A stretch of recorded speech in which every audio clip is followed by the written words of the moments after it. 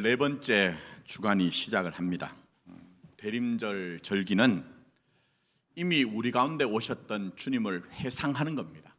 회상하고 또다시 역사의 완성을 위해 다시 오실 주님을 기다리는 절기입니다. 회상과 기다림입니다.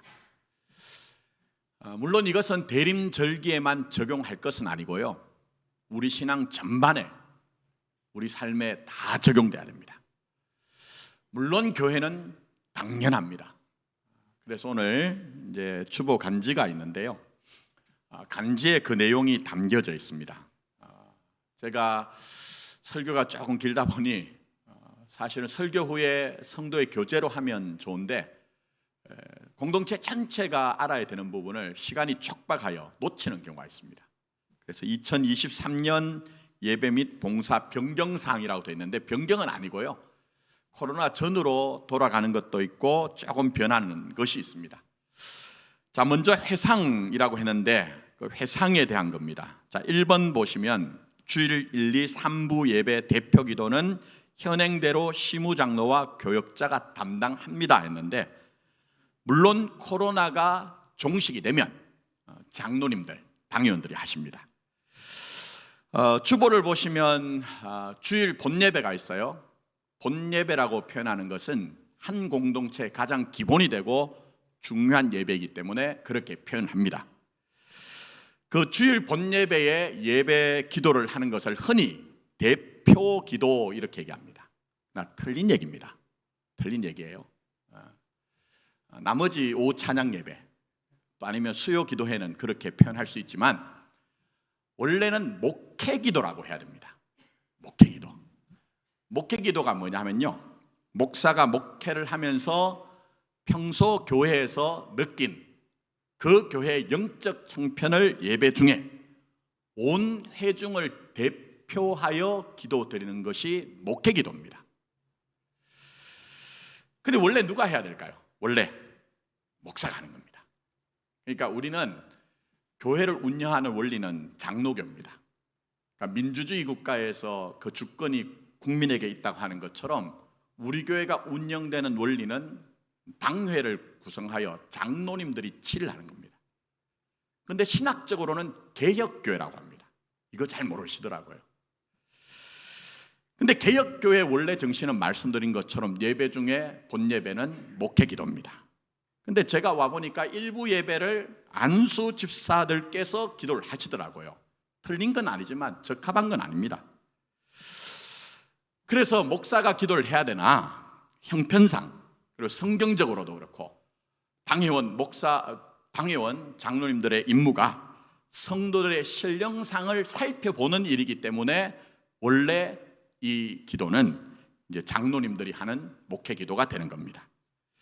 그래서 앞으로 특별한 행사나 어떤 필요가 있을 때 당회의 결의에 의해서 다른 직분자나 성도가 할 수 있지만, 그러나 원래 예배의 정신, 개혁교회 정신을, 장로교회 정신을 회복하기 위해서 이제 목회 기도를 장로님들이 하게 됩니다. 자, 회상이 있습니다. 이 회상이라는 것은 그냥 기억한다는 단순한 의미가 아니고 적극적인 의미가 있습니다.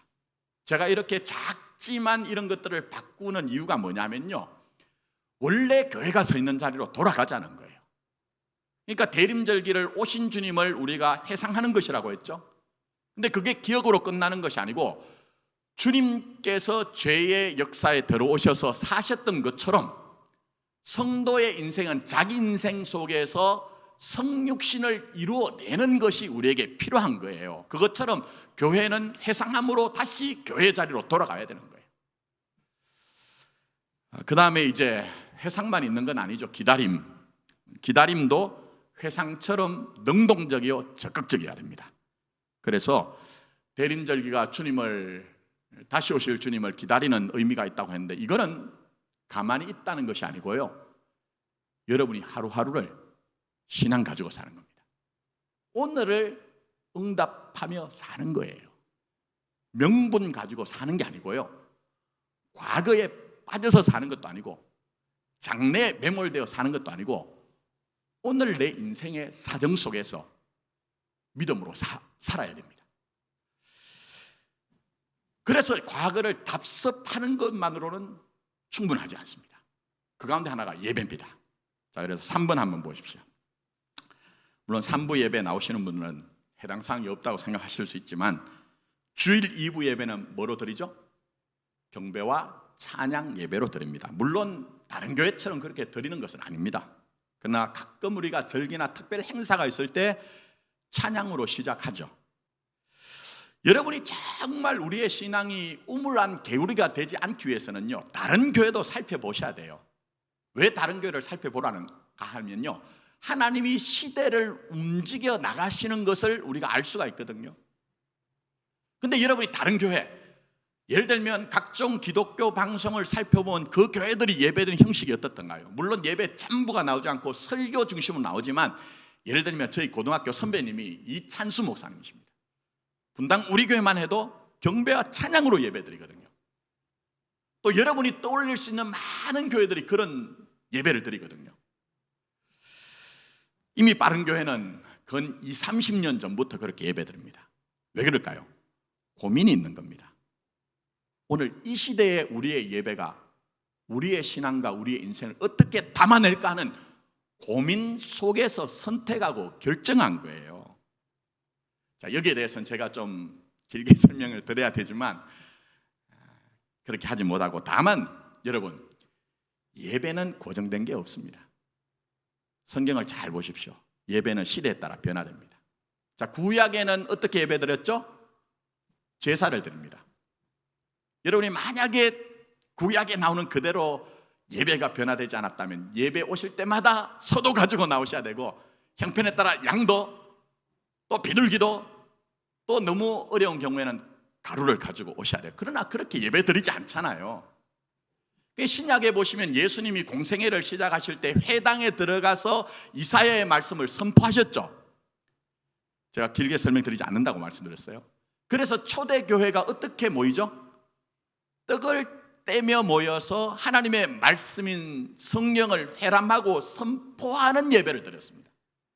그래서 제가 말씀드린 것 중에 하나가, 개신교의 예배는 제사 전통이 아니고 회당 전통에 있기 때문에 예배 중에 설교가 중요시 됩니다라고 가끔 말씀드렸어요. 이걸 모르더라고요. 몰라요. 물론 가르친 사람이 없기 때문에 그럴 수가 있지만, 또 아시는 분도 계시겠지만, 그럼 우리처럼 지금 예배드리는 것은 언제 이런 형식이 시작이 되었을까요? 멀리 올라가야 됩니다. 한 2000여 년 전에 기독교가 박해를 받다가 기원후 313년에 기독교가 공인되면서 그때부터 시작된 형식입니다. 그때 사제들이 앞장서서 지금처럼 이렇게 찬양대하고 임내를 하죠. 그런 형식의 흔적이 지금 2000년 동안 남았다니까요. 변화되잖아요. 근데 많은 교회들이 제가 말씀드린 것처럼 어떻게 하면 오늘을 고백하고 오늘을 담아낼까 하는 그런 고민 속에서 예배 형식을 바꿨거든요. 그래서 장로님들하고 의논하면서 우리도 좀 오늘을 담아냅시다 해서 경배와 찬양을 2부 예배 때는 이제 드리게 됩니다. 물론 선호가 있으실 것 같아요. 그러나 시험 들지 마시고, 형식이 중요한 게 아니고 여러분이 여러분의 신앙 가지고 응답하시면 됩니다. 신앙 가지고. 나머지는 설명을 못 드립니다. 다 중요한 내용이 담겨져 있는데, 뭐 예를 들면은 미래세대 공동체 예배에 모든 부목사님들이 다 예배에 참여하여 축도하는 것, 이런 것들은 다 신학적인 어떤 함의가 담겨져 있습니다. 자, 이 정도로 말씀을 드리고 이제 본격적으로 설교를 들어가면서 질문을 하고자 합니다. 물론 제가 지금 질문 드리는 것은요, 적당한 건 아닙니다.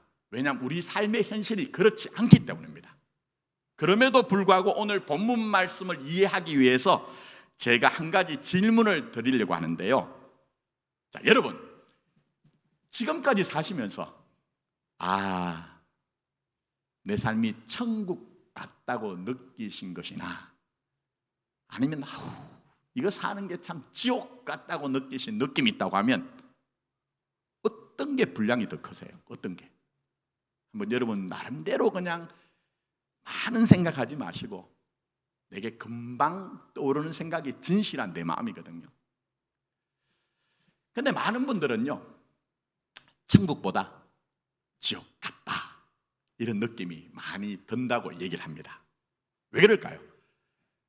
삶의 현실 속에서 나온 경험이 그렇기 때문에 그렇습니다. 이건 우리만 그런 건 아니에요.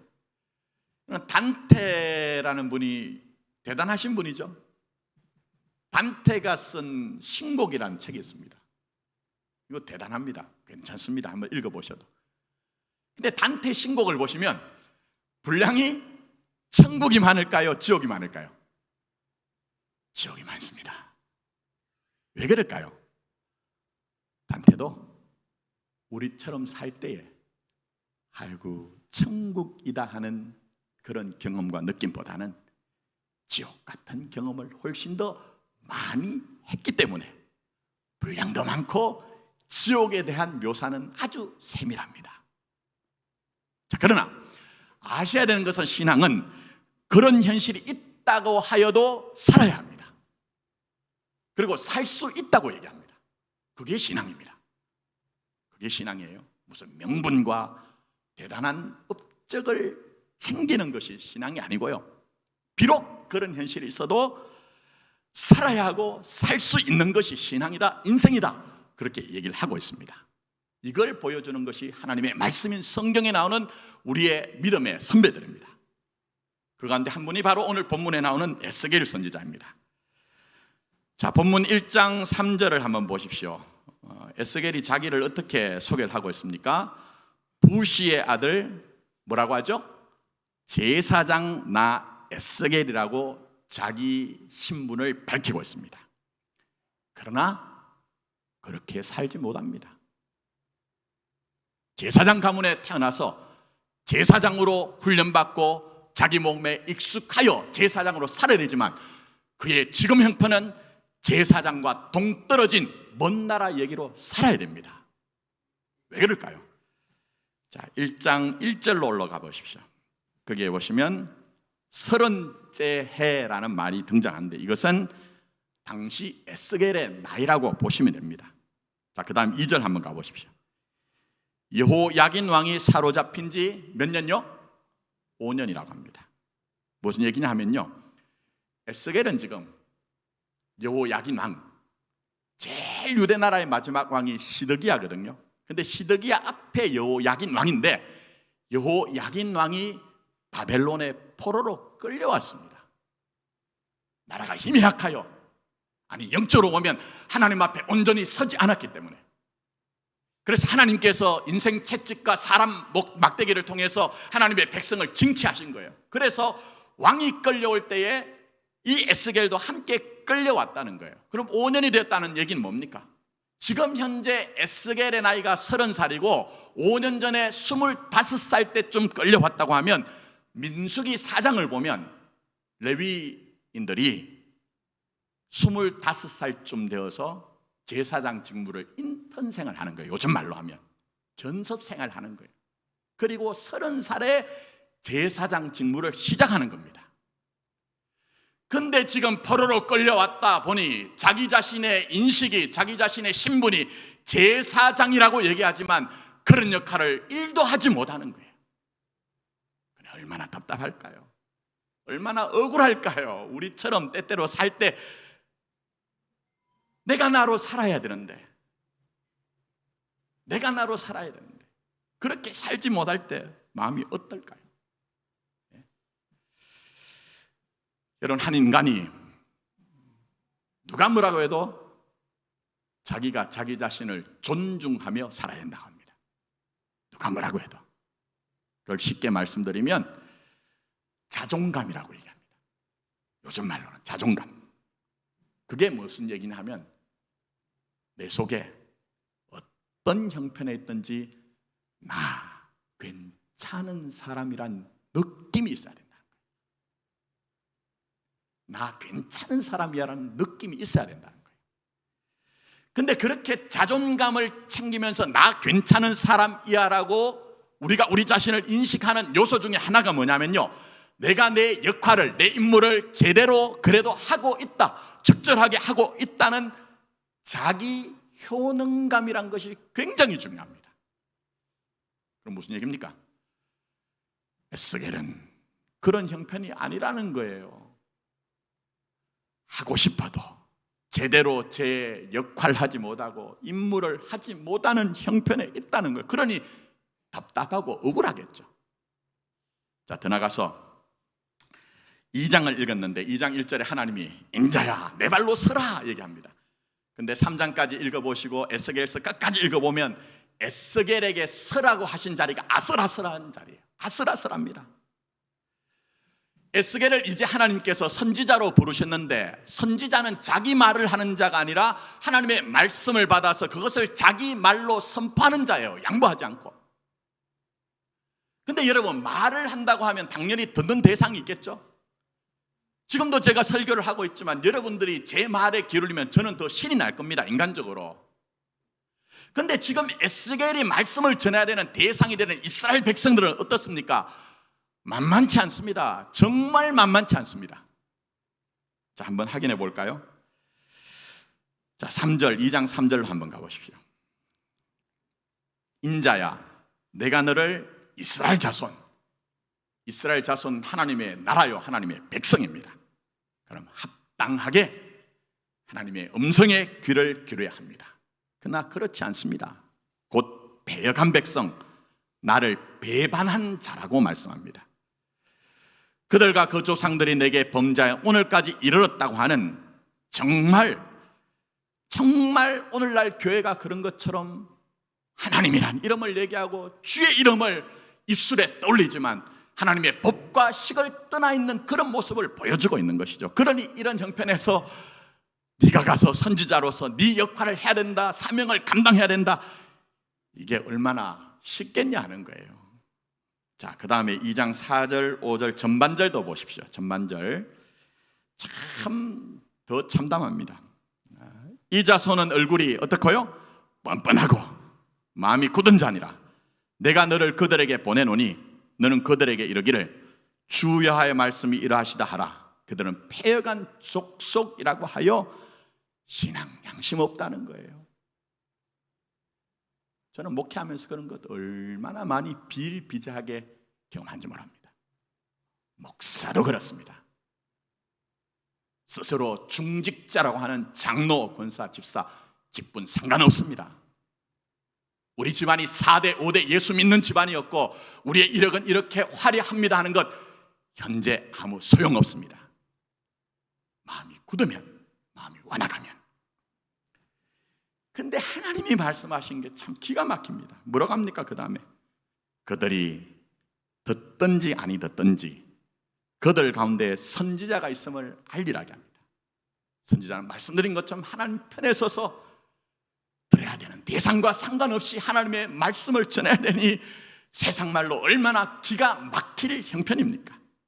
좀 사정을 봐주시면 좋은데 6절과 7절도 마찬가지죠. 인자야 너는 비록 가시와 찔레와 함께 있으며 전갈 가운데 거주할지라도 그들을 두려워하지 말고 그들의 말을 두려워하지 말지어다. 그들은 패역한 족속이라도 그 말을 두려워하지 말고 그 얼굴을 무서워하지 말지어다. 그들은 심히 패역한 자라. 그러나 뭐라고 합니까?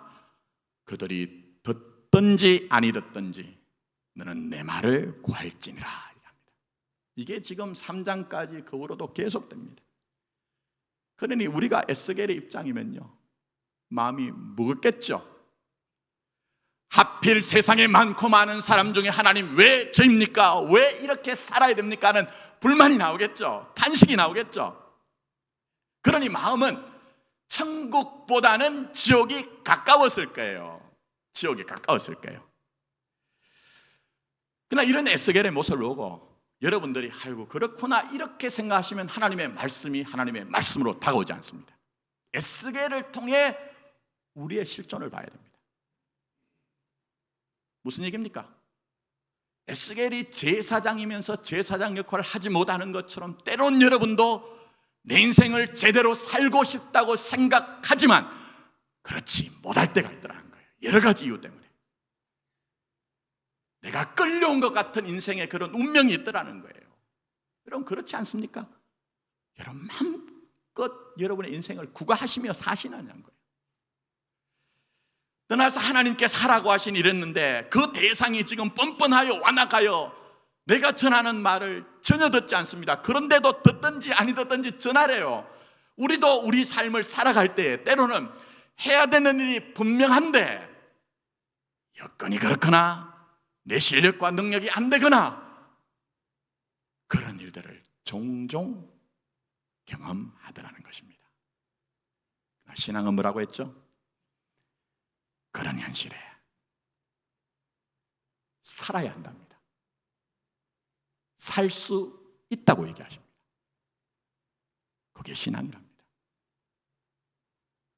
그런 현실을 변화시켜서 천국같이 만들어주시는 경우도 있지만 많은 경우는 어제 살았던 삶이 오늘이고 오늘 살았던 삶이 내일로 유지되면서 현실은 우리 마음이 지옥 같은 곳으로 달려갈 수밖에 없는 현실이지만 그 속에서 살아야 하고 살아낼 수 있다는 것이 신앙이란 것입니다.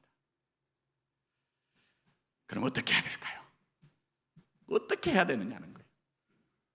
오늘 결론적으로 말씀드리면 하나님의 에스겔을 통해 하나님과 하나님의 권능에 마음을 두라. 하나님과 하나님의 권능에 마음을 두고 의지하여야 네가 살아야 하고 살아내는 인생을 신앙의 길을 갈 수 있다고 우리에게 말씀하고 계십니다. 자, 그래서 다시 한번 생각해 보십시오. 말씀드린 것처럼 에스겔은 포로로 끌려와 있습니다. 그래, 아무리 신앙의 사람일지라도 제가 볼 때는 거발 강가에 거하였을 뿐만 아니라 거발 강가에 있다는 것은요 마음이 답답해서 그럴 가능성도 있다는 거예요. 근데 보니 그때에 하늘이 열리고 에스겔은 하나님의 보좌를 봅니다. 여기서 주목하실 말씀이 있습니다. 자, 본문 3절 한번 가보십시오. 1장 3절. 나 에스겔에게 특별히 임하고, 하나하나 이게 중요한 의미가 있지만 다 그렇게 하지 못해요. 나 에스겔에게 특별히 임하고 뭐가 내 위에 있더라? 여호와의 권능이 있대요. 내 실력, 내 조건 가지고 우리 삶을 우리 스스로 극복할 수 있던가요? 이 정도 사셨으면 그게 불가능한 것은 아니지만 쉬운 것은 아니란 것을 아시겠죠. 여기서 에스겔에게 여호와의 권능이 임했대요. 근데 이 권능이란 말을 주목해 보셔야 되는 것이 야드란 말로 원래는 손이에요. 그럼 무슨 얘기입니까? 여호와의 권능이 임하였단 말을 직역을 하면 여호와의 손이 임했다는 거예요. 여호와의 손이 임했다는 거예요. 그럼 왜 여호와의 손이 임했을까요? 여러분, 우리 손으로 어떤 마음, 우리가 어떤 물건이나 이런 것들을 옮기죠. 그것처럼 이 에스겔에게 여호와의 권능이, 여호와의 손이 임하여 이 지옥 같은 현실 속에 네 마음을 두지 말고, 현실과 너 자신에게 마음을 두지 말고 내게 마음을 두라는 거예요. 그래서 하나님이 에스겔의 마음을 옮기시는 역사가 에스겔서 전체에 나타나는 것입니다. 이건 우리도 마찬가지입니다. 마찬가지입니다. 예수 믿으면서 진짜 실력은요, 교회 오셔서 자기를 드러내고 자기를 자랑하고 자기 목소리 높이는 데 있지 않습니다. 현실 속에 있습니다. 에스겔처럼 자기 역할을 하기 힘들고 해야 되는 일은 분명한데, 근데 내 실력이 부족하거나 환경이 어려워서 하지 못할 때에 거기에 마음을 두지 아니하고 하나님의 권능의 손이 내게 임함으로 말미암아 하나님 앞에 내 마음을 드리는 거예요. 이 에스겔을 보시면 말씀드린 것처럼 포로로 끌려와 있습니다. 답답하죠? 그러나 더 참담한 것은 고국에서 들려오는 소리입니다. 왕이 끌려왔으면 이제는 정신 똑바로 차려야 되잖아요. 회개해야 되잖아요. 지금 현재 이 시대 속에서 교회들이 무너져가고 우리 역사의 지난 날을 보면, 하나님을 떠났던 그 시간을 보면 우리도 하나님 앞에 돌아와야 되잖아요. 회개해야 되잖아요. 그러나 그렇지 않은 것처럼 이 에스겔 당시에 이스라엘 사람들, 유대인들도 마찬가지입니다. 동시대 사람이 예레미야 선지자입니다. 예레미야가 피를 토하는 심령을 가지고 너희가 생수의 근원을 버렸으니 생수의 근원인 하나님께로 돌아가자 하지만 백약이 무효합니다. 백약이 무효합니다. 그런 소식 들려오니 어찌 정상적으로 하나님께 구원받은 하나님의 백성이라면, 자녀라면 마음이 평안할 수가 있겠습니까? 평안할 수가 있겠습니까? 그래서 여러분, 진짜 신앙은요, 솔직히 말씀드리면 아슬아슬합니다. 평안이 아니고 세상이 줄 수도 없고 알 수 없는 평안을 주시는 거예요. 평안을. 그래서 오늘 에스겔에게 여호와의 권능, 여호와의 손이 임한 것은 자칫하면 에스겔이 믿음의 사람이지만 그 현실에 마음을 두면 지옥같이 살까 하여 네 마음 거기만 두지 말고 네 마음 내게 두자. 이런 역사가 우리 교회에 나타나야 됩니다. 이런 역사가 어려운 시대를 사는 여러분의 심령에 임해야 됩니다. 그걸 보여주는 것이 에스겔서를 보시면 많은 환상들이 드러나요. 많은 환상들이. 그러나 여러분이 여기서 오해하지 마실 것은 그러니 우리도 환상을 보자, 이런 엉터리 같은 목사도 있어요. 그런 얘기 아닙니다, 여러분. 성경은, 시간 관계상 짧게 말씀드리면, 예수님은 성경의 모든 것들을 다 완성하셨죠. 구약에 있는 율법도 완성하셨습니다. 제사도 완성하셨습니다. 구약에 나오는 모든 기적들도 주님이 다 완성하신 거예요. 그러니 환상을 보고 살라는 것이 아니고요, 예수 믿으면서 살면 된다는 거예요. 예수 의지하며 살면 된다는 거예요. 그걸 얘기하는 거예요. 그렇게 살았으면 좋겠습니다. 제발 성경에 나오는 신앙의 진리를 놓쳐버리고 각기 제 길로 가는 그런 것이 아니라, 우리 인생 이미 예수의 십자가에 못 박히고 연합된 인생 아닙니까? 그렇게 살았으면 좋겠습니다. 어쨌든 지옥 같은 현실을 사는 에스겔의 마음을 자신에게 두도록, 하나님은 자신에게 두도록 조처를 하십니다. 그 가운데 하나가 1장에 나옵니다. 자, 다 보지 못하고 1장 4절로 한번 가보십시오. 내가 보니 북쪽에서부터 폭풍과 큰 구름이 오는데 그 속에서 불이 번쩍번쩍하여 빛이 그 사방에 비치며 그 불 가운데 단새 같은 것이 나타나고라 하면서 그 아래 네 생물이 등장합니다. 자, 상상 한번 해보세요. 이 네 생물은 날개가 넷입니다. 얼굴이 넷입니다. 그러면 도합 몇 개죠? 네 생물이지만 얼굴이 16개예요. 여러분 상상해 보시면 징그럽죠? 끔찍하죠? 근데 이 네 생물의 앞에 얼굴은 사람의 모습을 하고 뒤에는 독수리, 좌우로는 우로는 사자와 소입니다. 이거 일일이 다 의미가 있는데 그렇게 할 시간 안 되고 오늘 설교 목적은 그게 아니고요. 근데 에스겔에게 이 환상을 보여주었을 때 에스겔은 단박 알아차립니다. 이 의미를. 당시 사람들은 이런 환상이 뭘 얘기하는지 단박 알아차립니다. 자, 그래서 방송실 영상 한번 보여주십시오. 그림. 자, 그림 좀 보여주세요. 예. 이건 여러분 바벨론 유적은 아니고 바벨론 앞에 있었던 아수르 유적 가운데 하나인데, 자 보시죠. 유사하죠? 그 다음대로. 이게 무슨 얘기냐면요, 당시 사람들은 신적 존재의 영광과 권세와 권능과 힘을 표현할 때 이렇게 표현하는 거예요. 보여주신 그림대로.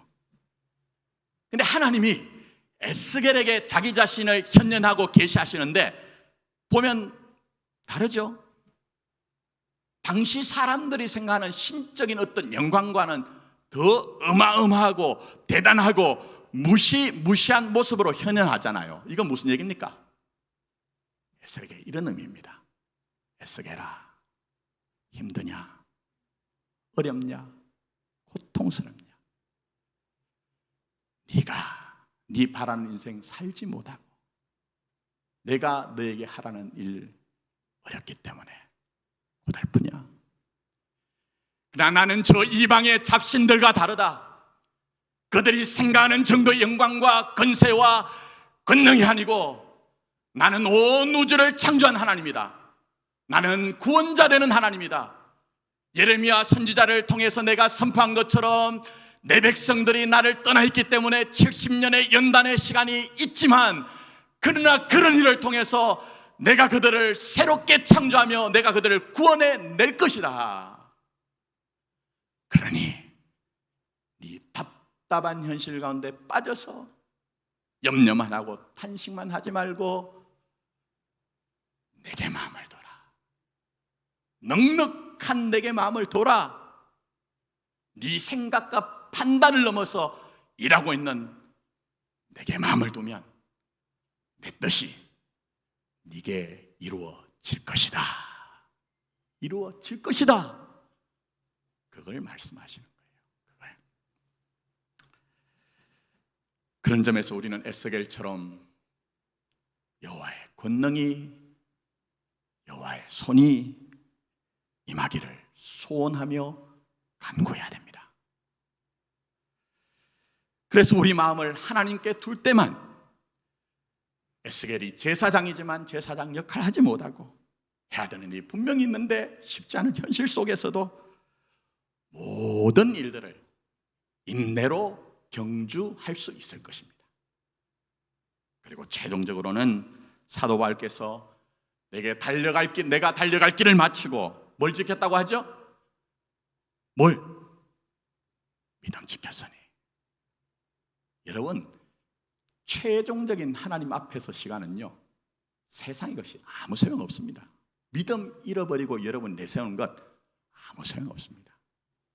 내 믿음을 지켰으니 의의 재판장이신 주님께서 내게 의의 면류관을 주실 것이다. 그게 여러분의 인생이 발견될 것입니다. 그러니 하나님의 손, 여호와의 권능을 구하며 하나님께 마음을 두며 사시는 여러분이 되었으면 좋겠습니다. 정말 그렇습니다. 이제 말씀을 맺습니다. 오늘 주보 보시면 설교 제목이 이상하죠? 레지스탕스와 보이스카우트, 시침이 떼며 살아가기. 이게 누구 얘기냐면요, 샤무엘 베케트라고 이름 들어보셨죠? 고도를 기다리며라고 하는 아주 유명한 희곡. 근데 이분이 고도를 기다리며라는 희곡을 써서 노벨 문학상을 탔는데 정작 시상식은 안 나오셨어요. 그 정도로 이분은 자기 세계가 뚜렷합니다. 확고합니다. 양보하지 않습니다.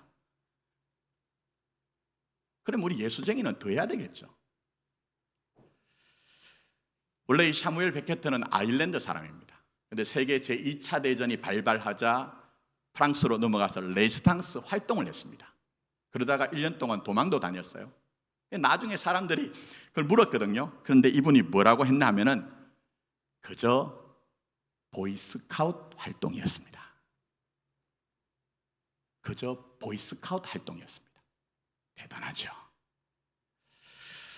그리고 이 샤무엘 베케트는 반연극이라고 합니다. 연극에 몇 가지 요소가 있는데 그것은 어떤 장소, 시간이 나와야 되는데 그런 거 다 무너뜨렸습니다. 다 무너뜨렸습니다. 부조리 연극이라고 얘기합니다. 그러다 보니까 사람들이 이분에게 대단한 철학이 있지 않을까 하여 물었습니다. 그런데 이분이 뭐라고 했냐? 생전에 나는 철학이 어려워서 철학을 가까이 하지 않는다고 얘기했어요. 근데 사후에 서재를 정리하다 보니까요, 그게 어마어마하신 분들의 책이 나온 거예요. 한 번은 여러분이 들어보셨을 거예요. 데카르트, 칸트, 정언명령이라고 얘기하죠. 데카르트, 칸트, 그리고 20세기 최고의 철학자라고 하는 비트겐슈타인의 저술이 나온 거예요. 그리고 이 샤무엘 베케트의 자기 손으로 쓴 메모가 나온 거예요. 알아차렸습니다, 사람들이. 아, 이분은 시침이 떼며 살기의 대가였구나. 제가 이 말씀 왜 드립니까? 샤무엘 베케트는 자기의 신념이 철저했기 때문에 레지스탕스, 우리 입장이면요 무용담 자랑하겠죠. 남자들 군대 갔다 오면 하는 얘기 들으면 우리나라 통일이 수십 번이 더 돼야 될 정도로 과장했겠죠. 그런데 레지스탕스 활동이 아니라 그저 보이스카웃이었습니다라고 얘기합니다. 자기 신념이 있는 거죠. 나는 철학을 가까이 하지 않습니다라고 했지만 실제적으로 그분은 대단한 철학을 가졌거든요. 자기 신념이 있으니까, 철학이 있으니까 시침이 뚝 떼며 사는 것이 신앙입니다. 힘들고 어려워도 어떻게 해요? 하나님의 권능, 하나님의 손을 의뢰하여 순간순간 하나님께 마음을 의뢰할 때만, 그럴 때 주의 영광과 주의 권세와 주의 힘의 능력이 임할 때만 우리는 시침이 뚝 떼고 담담하게 당당하게 우리 삶을 살 수가 있는 것입니다. 그래서 에스겔의 이름의 뜻 가운데 하나가 하나님께서 나를 강하게 하셨다는 거예요. 하나님께서 나를 강하게 하셨다.